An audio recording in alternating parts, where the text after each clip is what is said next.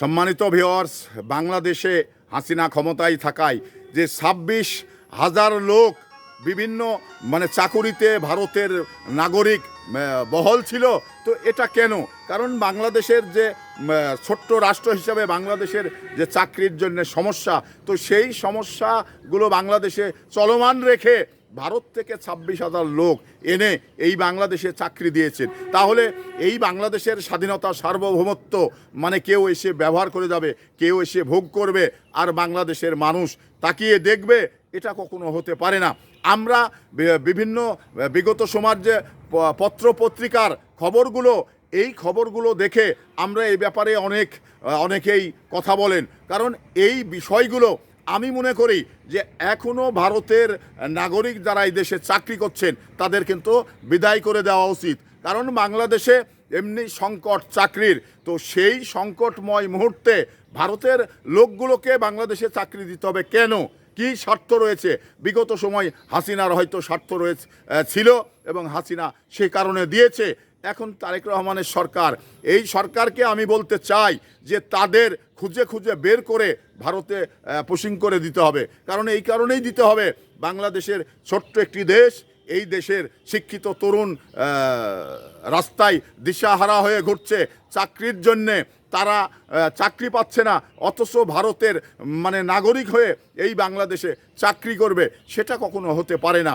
এটা সরকারের কাছে আমার অনুরোধ যে এগুলো খুঁজে বের করে দিতে হবে। কারণ এই যে 26,000 লোক অন্তত বাংলাদেশের তারা চাকরিতে বহাল হবে এবং চাকরি করতে পারবে, তাদের বালবাচ্চা নিয়ে তারা ভালোভাবে দিন কাটাতে পারবে। কিন্তু ভারত আমাদের কি দিয়েছে?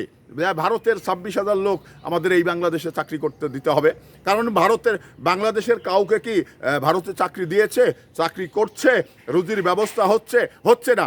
তাহলে কেন ভারতের 26,000 লোক এই বাংলাদেশে আমাদের কাজ দিতে হবে, চাকরি দিতে হবে? এটা কে বলেছে? কারণ ভারতের সঙ্গে হাসিনার সম্পর্ক স্বামী স্ত্রীর থাকতে পারে, বাংলাদেশের মানুষের নয়। কারণ বাংলাদেশের মানুষের দাবি হলো বাংলাদেশের মানুষ এই চাকরির দাবিদার।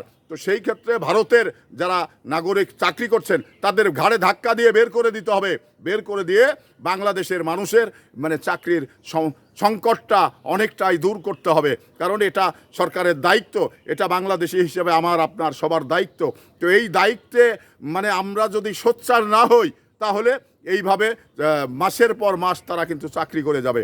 তো এই বিষয়টা আপনারা দয়া করে শেয়ার করবেন এবং একে অন্যকে জানানোর চেষ্টা করবেন যে এটা কিন্তু আমার খবর না, এটা পত্রপত্রিকার খবর। তো সেই পত্রিকার খবরগুলো আমরা বিগত সময় এটা নিয়ে আলোচনাও করেছি, এটা নিয়ে অনেক কথাবার্তা বলা হয়েছে। শুধুমাত্র হাসিনা থাকায় এটা কিন্তু আমরা পারিনি। তো এখন হাসিনা পালিয়ে গেছেন ভারতে, তো সেই জায়গা থেকে আমরা আমাদের দাবি যে এই ভারতের নাগরিক বাংলাদেশে চাকরি করতে পারবে না, তাদের ঘাড়ে ধাক্কা দিয়ে ভারতে বের করে দিতে হবে।